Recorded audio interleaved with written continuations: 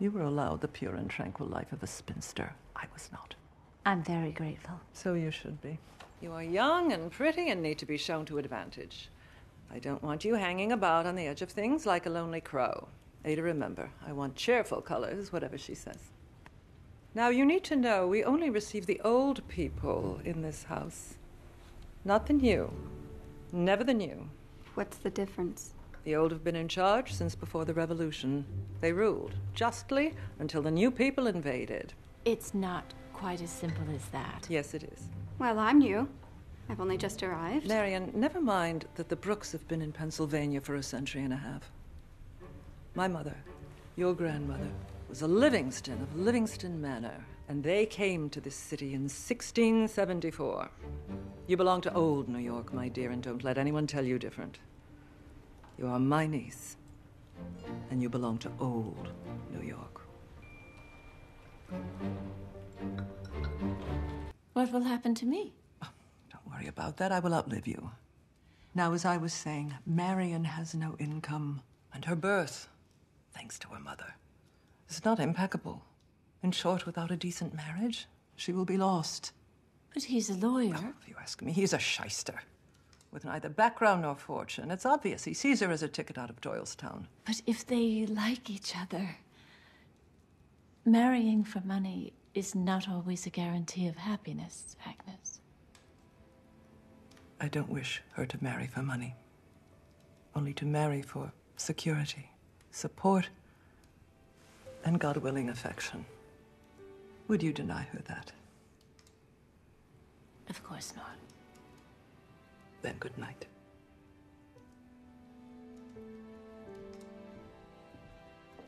By the way, we have decided to make you a modest allowance. It won't be much, but you'll have a little independence. But you've already given me so many clothes. Fiddle faddle. No nonsense, please. Again. You must be pleased they're moving in and we have peace at last. I don't know which is worse. The noise of the builders or the chance of running into her in the street. Ms. Russell, Mr. White?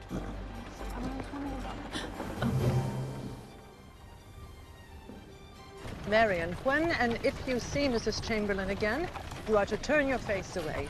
Is that clear? Very. So what about Mrs. Russell's party? I presume we're not going. Are you mad? Of course I haven't called on Mrs. Russell. Marion, I hope you don't encourage her in this. I don't. What do you know about the Russell's daughter, Glennis? Is she out? Do people like that bring their daughters out? I thought they just sold them to the highest bidder.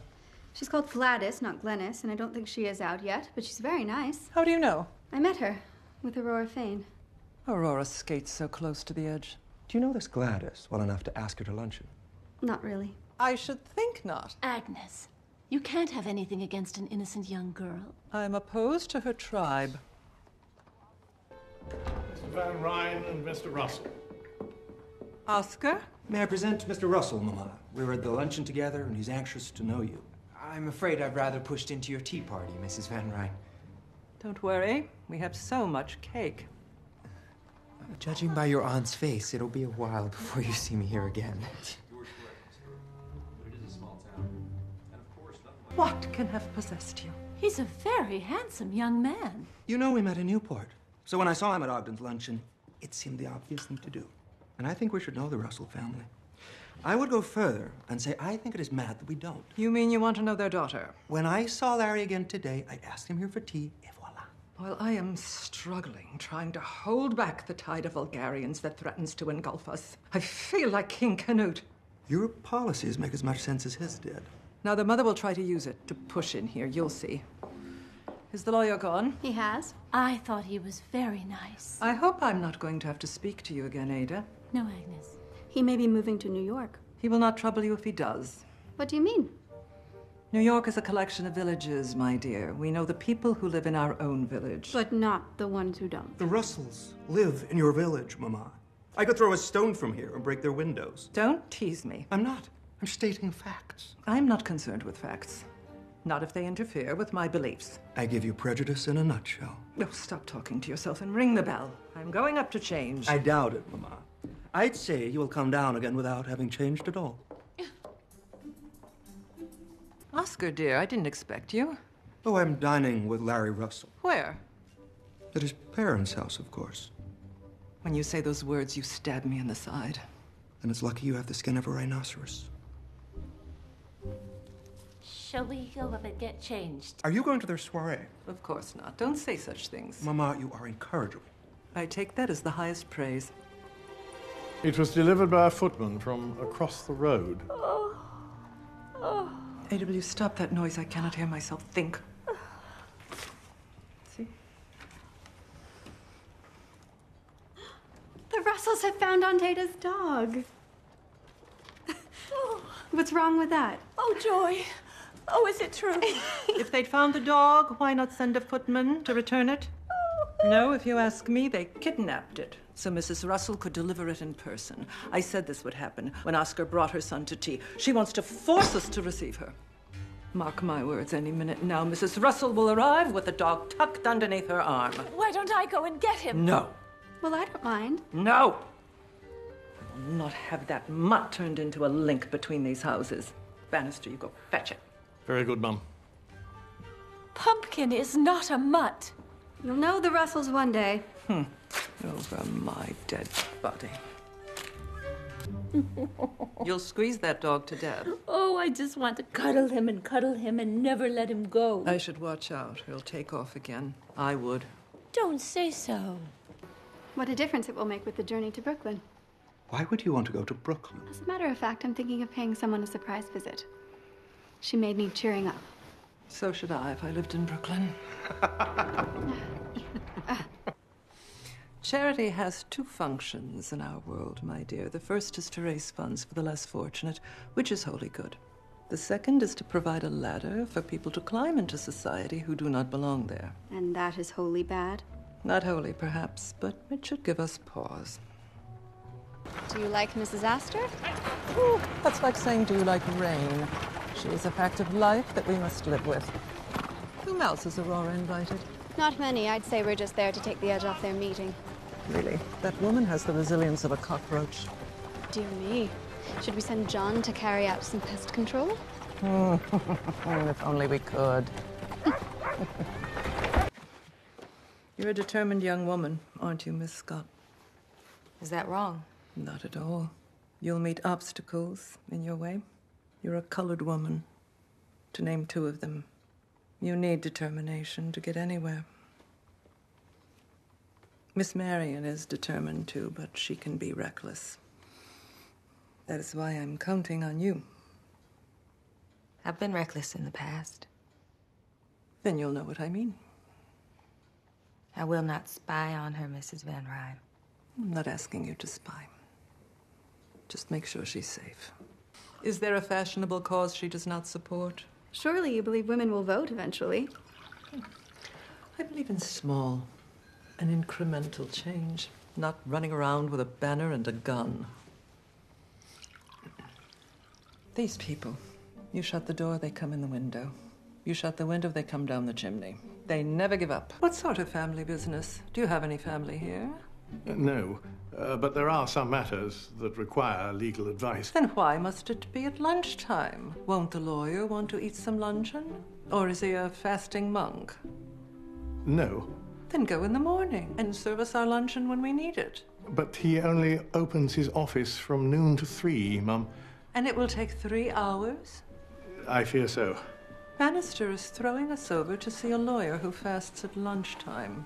But how interesting. Is he a Muslim? And is it Ramadan? You'd better go down and send up Armstrong to help me change. What would we say if a surgeon suddenly flung down his scalpel and went off to see a fasting lawyer? I'm sure he has a reason. Benedict Arnold had a reason when he tried to sell West Point to the British.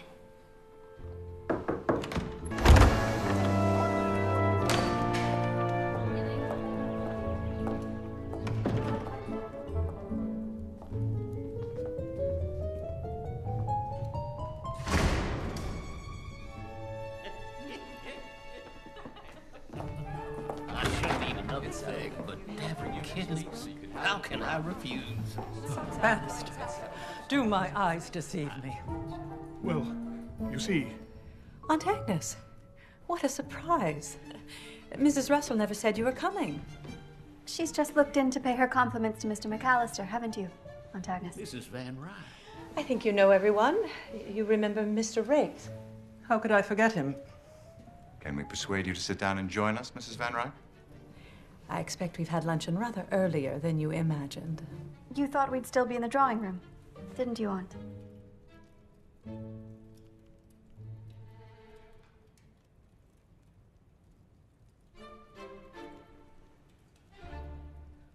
I mustn't interrupt your party. It's so kind of you to look in when I know how busy you are. I should go. Marion was right. I must have misread the clock.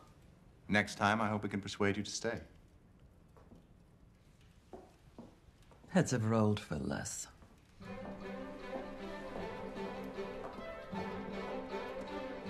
What a nice surprise, dear Aunt Agnes. We're all very neighborly here on 61st Street. Aren't we, Miss Brooke?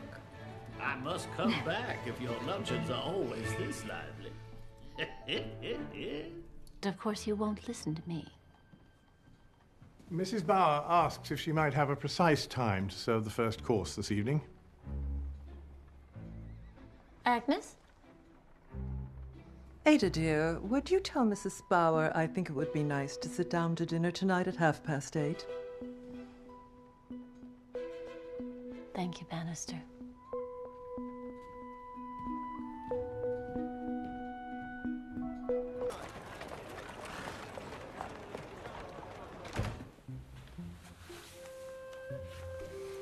Ask him when it was delivered. When was it delivered, Bannister? Just now, Mum. Just now. Before he goes, tell him to ask John for some tips on serving luncheon. Everything went so smoothly when John was at the helm. What? Thank you, Bannister. That will be all. When are you going to forgive him? When he has earned my forgiveness. Aurora's going to Newport tomorrow. Oh, how funny. I've just been talking about Newport with Larry Russell. He and Oscar are on their way to stay with Mrs. Fish. Why does everyone have to go to Newport now? What's wrong with Saratoga Springs? It was very fashionable when I was a bride. Exactly. I've told John he can leave early, so I'll be dealing with the coffee. You might ask John for some tips on how he served it when he took over from you that time. He managed things so efficiently. Yes, Mum. All our staff seem to have pressing engagements outside this house. Servants must have a life, Aunt Agnes. Why? I've lost children. I know what that is. You do, Agnes. And we should have... Yes, but now we must decide what to do with Armstrong. I was only trying to protect the reputation of this house. I could say the same. You may go.